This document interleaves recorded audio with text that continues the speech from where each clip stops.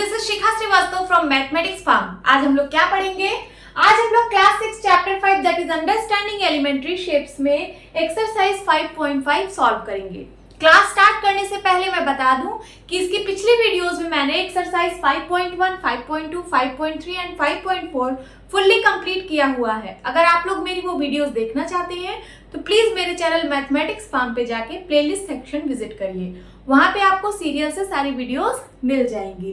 और अगर अभी तक आप लोगों ने मेरे चैनल को सब्सक्राइब नहीं किया है तो प्लीज सब्सक्राइब कर लीजिए, ठीक है। तो चलिए क्लास स्टार्ट करते हैं। First question is Which of the following are models for perpendicular lines? ठीक है, यहाँ पे आपको कुछ पॉइंट्स दिए हुए हैं ABCD। आपको बताना है कि इनमें से कौन सा परपेंडिकुलर लाइन का मॉडल है। तो परपेंडिकुलर लाइन क्या होती है, सबसे पहले हम ये समझ लेते हैं। तो ऐसी दो लाइंस, ठीक है, अगर वो एक दूसरे को इंटरसेक्ट करें 90 डिग्री पे, किस पे? 90 डिग्री पे अगर इंटरसेक्ट करें तो वो दोनों लाइन एक दूसरे के परपेंडिकुलर होती है, ठीक है। सपोज मैंने ये लाइन, इस लाइन का नाम मैंने L लाइन दे दिया और इस लाइन को मैंने M लाइन बोल दिया। तो जो L लाइन है वो M के परपेंडिकुलर है और जो M लाइन है वो L के परपेंडिकुलर है, ठीक है। जो L लाइन है वो M के परपेंडिकुलर है और जो M लाइन है वो L के परपेंडिकुलर है। मींस ये जो L लाइन है ये M के परपेंडिकुलर है, आप इसको इधर भी एक्सटेंड कर सकते हो, और जो M लाइन है वो L के परपेंडिकुलर है, ठीक है। So first is the adjacent edges of table top, ठीक है। जो टेबल का टॉप होता है उसकी एडजेसेंट एजेस, ठीक है। तो मैं यहाँ पे टेबल का टॉप बनाती हूँ, दिस इज टेबल टॉप। इसके जो एडजेसेंट एजेस है ये, जैसे ये वाली और ये वाली, ये दोनों एडजेसेंट एजेस है। ये वाली, ये दोनों एडजेसेंट है, ये एडजेसेंट है और ये एडजेसेंट है। एडजेसेंट का मतलब बगल बगल वाली एजेस, ठीक है। तो जो बगल बगल वाली एजेस हैं, यहाँ देखिए इनके बीच में कितने डिग्री का एंगल बन रहा है? 90 डिग्री का एंगल बन रहा है कि नहीं? यहाँ पे भी 90 डिग्री बन रहा है, यहाँ पे भी और यहाँ पे भी। तो जो एडजेसेंट एजेस है टेबल टॉप की वो सब 90 डिग्री बना रही है, इसलिए ये मॉडल है परपेंडिकुलर लाइन का, ठीक है। सो ये वाला है model. Then B part, the lines of a railway track. Railway track आप लोगों ने देखा होगा। रेलवे ट्रैक कैसे होता है? ऐसे सीधे ऐसे चलता जाता है, सीधे चलता जाता है। ये देखिए, जैसे ये ऐसे ही तो होता है रेलवे ट्रैक। इस पे ऐसे ट्रेन ऐसे रन करती है। तो क्या ये परपेंडिकुलर लाइंस है? No, these are not perpendicular line, ये parallel lines हैं, these are parallel lines, है ना। So ये मॉडल नहीं है। Then उसके बाद C part, the line segments forming the letter L। Letter L बनाने में जो लाइन सेगमेंट का यूज हुआ है, इसमें दो लाइन सेगमेंट का यूज होता है लेटर L बनाने में। ये एक लाइन सेगमेंट और ये दूसरा लाइन सेगमेंट, ठीक है। तो जो line segment forming the letter L, तो यहाँ पे जो लाइन सेगमेंट का यूज हुआ है इनके बीच में कितने डिग्री का एंगल बनता है? तो 90 डिग्री का एंगल बनता है, ठीक है। और जिनके बीच में 90 डिग्री का एंगल बनता है वो परपेंडिकुलर लाइंस होती हैं। So this is model for perpendicular line. D, the letter V। अब V एक लेटर दिया है, V देखिए, V में जो एंगल बनता है वो 90 डिग्री से छोटा होता है। This is acute angle. Acute angle है ना, less than 90 degree, less than 90 degree. तो लेस देन 90 डिग्री को हम लोग परपेंडिकुलर लाइंस नहीं बोलते हैं। So this is not model for perpendicular lines. तो कौन कौन सा मॉडल है? ए वाला और सी वाला, ठीक है। This is your answer. Now second question is let PQ be the perpendicular to the line segment XY। PQ क्या है? PQ भी लाइन सेगमेंट है, ऊपर लाइन सेगमेंट का साइन बना हुआ है।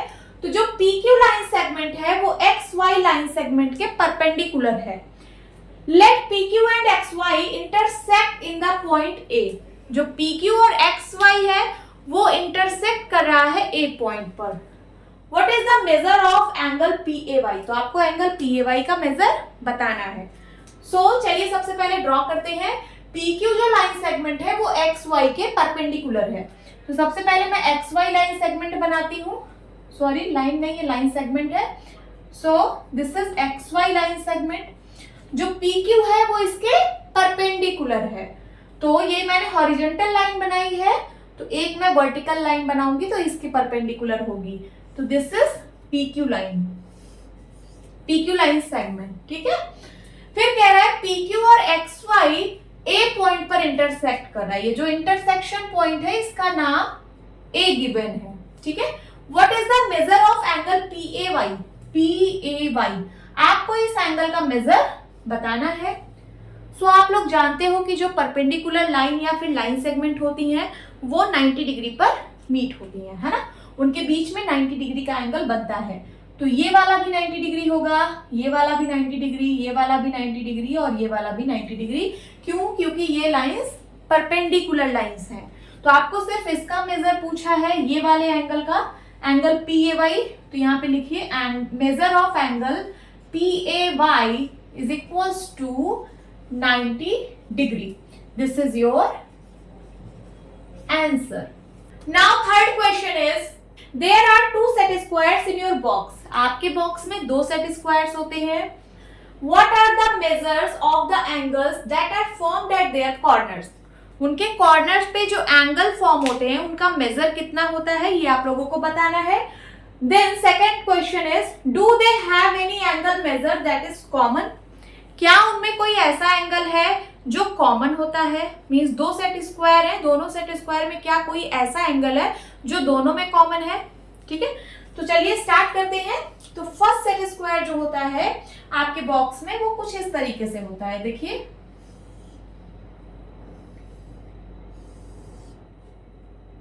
एक सेट स्क्वायर आप लोगों ने इस तरीके से देखा होगा, इसका एक angle 90 degree and 45 degree, 45 degree, ये सेट स्क्वायर आप लोग के बॉक्स में होता है।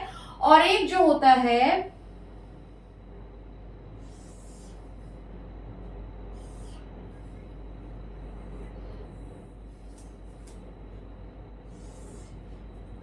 कुछ इस तरीके से होता है सेट स्क्वायर आपकी बॉक्स में, ठीक है।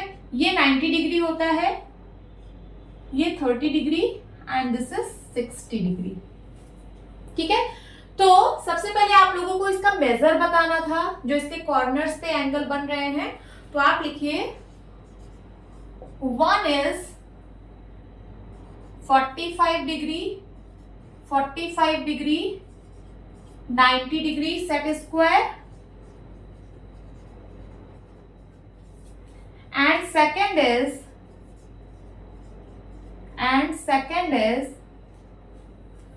30 degree, 60 degree, 90 degree set square, 30 degree, 60 degree, 90 degree set square. यही 2 तरह के सेट स्क्वायर आप लोगों की बॉक्स में होता है।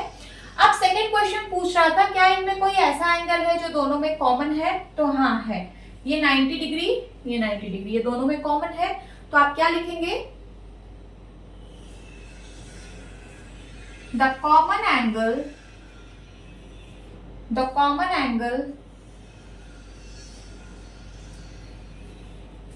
measure is 90 degree, ठीक है। The common angle measure is 90 degree. This is your answer.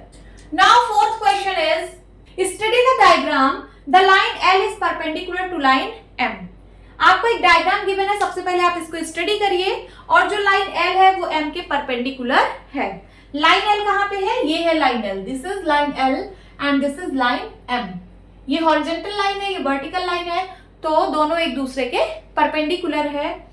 और यहाँ पे नंबर्स दिए हुए हैं 0, 1, 2, 3, 4, 5, 6, 7, 8। सो इनके बीच में जो गैप है ये इक्वल है, ठीक है। ये 0, 0 से 1, 2, 3, 4, 5, 6, 7, 8, ये जो गैपिंग ली गई है ये इक्वल है, ठीक है। जैसे 0 से 1 के बीच में कितना गैप है, 1 यूनिट का, 1 यूनिट। यहाँ पे यूनिट कुछ भी हो सकता है, मीटर हो सकता है, सेंटीमीटर हो सकता है ना। यहाँ पे कुछ गिवन नहीं है तो वो मैं उसको यूनिट बोल रही हूँ, ठीक है। फिर 1 से 2 के बीच में भी 1 यूनिट का गैप है, ठीक है, 1 यूनिट। यहाँ पे भी 2 से 3 के बीच में 1 यूनिट का गैप है, 3 से 4 के बीच में 1 यूनिट का गैप है, 4 से 5 के बीच में 1 यूनिट का गैप है, 5 से 6 के बीच में 1 यूनिट, 6 से 7 के बीच में 1 यूनिट एंड 7 से 8 के बीच में 1 यूनिट। ठीक है, तो ये गैप जो है ये बराबर है। अब यहाँ पे कुछ क्वेश्चंस पूछे हुए हैं, उनका हम आंसर देंगे इस फिगर को देखकर। Is CE is equal to EG, क्या CE और EG इक्वल है? क्या क्या गिवन है? CE और EG। तो देखते हैं कितना कितना यूनिट आ रहा है। CE मीन्स यहां से लेकर यहां तक, तो यहां से लेकर यहां तक कितना गैप है? 1 यूनिट, 1 यूनिट मीन्स 2 यूनिट। तो CE कितना है? 2 यूनिट। और EG कितना है? E से लेकर G तक, तो फिर से 1 unit and 1 unit means 2 unit, 2 unit. तो दोनों की वैल्यू सेम है, CE की भी 2 यूनिट है और EG की भी 2 यूनिट है ना? मीन्स दोनों वैल्यू सेम है, तो ये दोनों इक्वल है। So this is correct. Now B part is, does PE line segment bisect CG? क्या जो PE लाइन सेगमेंट है वो CG को बाइसेक्ट कर रही है? तो बाइसेक्ट का मतलब कि इक्वल पार्ट में बांट देना। ठीक है, सो यहां पे देखते हैं PE कहां पे है? PE, ये पॉइंट P है और ये E है। तो PE लाइन सेगमेंट, ये वाला लाइन सेगमेंट जो है, क्या ये CG को बाइसेक्ट कर रहा है? CG क्या है? यहां से यहां तक, ये वाली लाइन, ये है CG। तो क्या जो PE है वो CG को बाइसेक्ट कर रहा है? तो बाइसेक्ट का मतलब कि आधा आधा डिवाइड कर देना। मीन्स यहां पे है C, मीन्स ये वाला इसके इक्वल होना चाहिए। ठीक है, तभी तो हम बोलेंगे कि PE जो है वो CG को बाइसेक्ट कर रही है। तो देखते हैं क्या इसका डिस्टेंस इसके बराबर है। तो यहाँ देखिए 3 से 4 1 यूनिट का गैप एंड 4 से 5 1 यूनिट का गैप। 1 1 कितना यूनिट? 2 यूनिट। इधर 2 यूनिट है C से लेकर E तक, और E से लेकर G तक भी, यहाँ देखिए E से F 1 यूनिट एंड F से G 1 यूनिट। तो 1 यूनिट कितना हो गया? 2 यूनिट। तो 2 यूनिट बराबर है, मींस इक्वली डिवाइड कर रही है।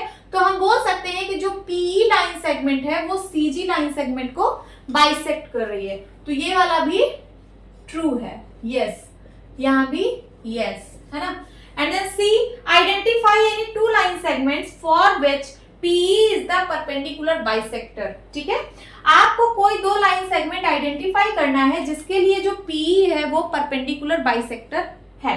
तो PE, तो ये लाइन तो हमें पता है कि ये परपेंडिकुलर तो है, ये क्वेश्चन में ही गिवन है कि ये जो PE है, PE मींस ये M लाइन L के परपेंडिकुलर है, ये हमें क्वेश्चन में ही गिवन है।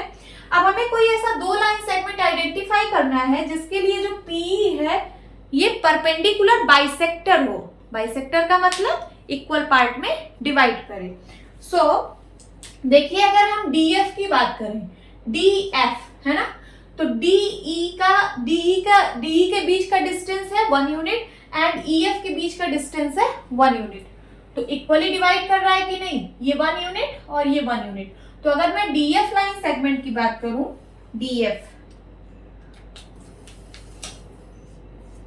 DF लाइन सेगमेंट की अगर बात करूं, तो ये जो PE है ये इसको बाइसेक्ट कर रहा है DF को, है ना। देन उसके बाद और एक बताना है, सो CG, देखिए C से लेकर E तक का जो डिस्टेंस है वो 2 यूनिट का है और E से लेकर G तक का डिस्टेंस भी 2 यूनिट है।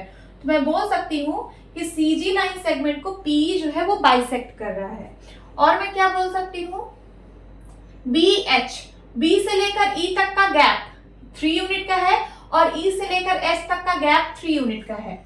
तो BH लाइन सेगमेंट को भी PE जो है वो बाइसेक्ट कर रहा है। ठीक है, सो आपको 2 ही पूछा था, मैंने यहाँ पे 3 बता दिया है, कोई भी आप लिख सकते हैं 2। Then D part is, are these true? क्या ये जो दिया गया है 1 2 3 में, क्या ये ट्रू है? तो पहला वाला देखिए, AC is greater than FG। AC, A से लेकर C तक, तो इसके बीच का डिस्टेंस कितना है? 1 यूनिट। ये 2 यूनिट के बराबर है। क्या 2 जो है वो ग्रेटर देन है FG में एक ही यूनिट का गैप है। तो क्या 2 जो है वो 1 से बड़ा है? यस, तो this is true. Second is CD is equal to GH। CD के बीच में कितना गैप? 1 यूनिट का, और GH के बीच में कितना गैप? GH 1 यूनिट का। तो क्या 1 इक्वल टू 1 होता है? Yes, 1 equal to 1। ये 1 सेंटीमीटर भी हो सकता है, जो भी आप यूनिट माने। अगर आप सेंटीमीटर मान रहे हैं तो यहाँ पे सारा सब कुछ सेंटीमीटर में होगा, अगर आप मीटर ले रहे हैं तो सारा सब कुछ मीटर में होगा, बट मैं यहाँ पे यूनिट बोल रही हूँ, कुछ भी हो सकता है, ठीक है। तो 1 unit is equal to 1 unit के, yes this is true. Then third is BC is less than EH। जो BC है, ये BC का डिस्टेंस कितना है? 1 यूनिट का, और ये लेस देन है EH के। EH का कितना डिस्टेंस है? तो 1 1 1 3 यूनिट। तो क्या 1 3 से छोटा है? Yes, this is also true. तो यहाँ पे 3 स्टेटमेंट दिए थे, तीनों के तीनों ट्रू हैं, ठीक है। This is your answer.